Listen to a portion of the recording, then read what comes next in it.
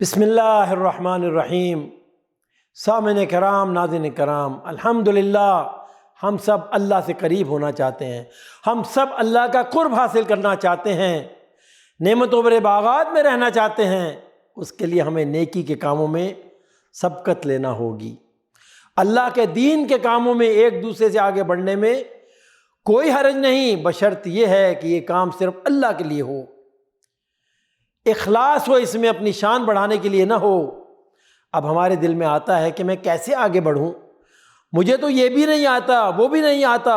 ہم اپنی سوچ اور ظاہری نگاہوں سے بڑے بڑے کاموں کو نیکی کا کام سمجھ کر پیچھے رہ جاتے ہیں، حالانکہ اللہ کام کی کوالٹی دیکھتا ہے، کوانٹٹی نہیں۔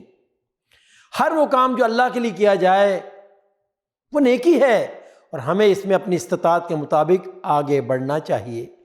ہمیں نیکیوں میں دوڑ لگانی ہے، سابقون السابقون بننا ہے۔ تو ان کاموں میں سے جو بھی ہم سمجھتے ہیں ہم کر سکتے ہیں، انشاءاللہ ہم ضرور کریں گے۔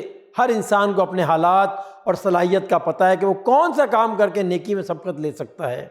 سب سے پہلے عبادات میں دیکھتے ہیں، کوئی اول وقت میں نماز پڑھ کر، کوئی فرض نماز کے علاوہ نفل پڑھ کر، کوئی تہجد میں اٹھ کر، کوئی اشراق پڑھ کر، کئی چاش پڑھ کر، کوئی نماز میں خشوع لا کر اللہ کو دیکھ رہا ہوتا ہے۔ اسی طرح روزے میں تمام اعضاء کو روزہ رکھا کر کہ کسی سے اللہ کے نافرمانی کا کام نہیں لینا، روزہ افطاری کرا کر، افطاری سے پہلے دعائیں مانگ کر، اسی طرح زکوٰۃ ادا کرنے میں، دکھا کر اور چھپا کر صدقہ کرنے میں، غریب اور مسکینوں کا خیال رکھنے میں، حج کا فریضہ ادا کرنے میں، اس کی نیت اور کوشش کرنے میں۔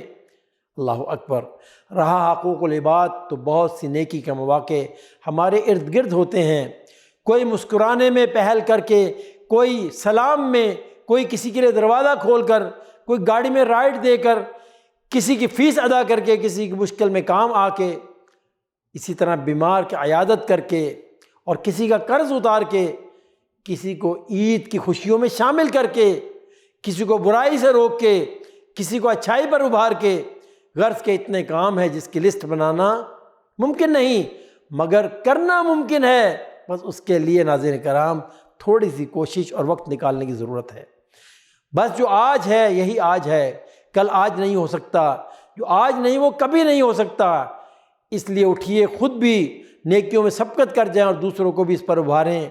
ہو سکتا ہے کل موقع ملے نہ ملے، جیسا کہ قرآن میں اللہ تعالیٰ ارشاد فرماتا ہے وَالْعَصْرِ إِنَّ الْإِنسَانَ لَفِي خُسْرٍ إِلَّا الَّذِينَ آمَنُوا وَعَمِلُوا الصَّالِحَاتِ وَتَوَاصَوْا بِالْحَقِّ وَتَوَاصَوْا بِالصَّبْرِ۔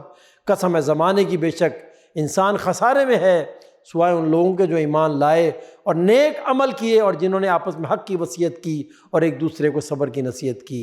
نیکیوں میں سبقت لے جانے کے لیے بھی صبر چاہیے ہوتا ہے، کیونکہ نتیجہ بظاہر سامنے نظر نہیں آ رہا ہوتا، مگر الحمدللہ اللہ کا قرب حاصل ہو رہا ہوتا ہے۔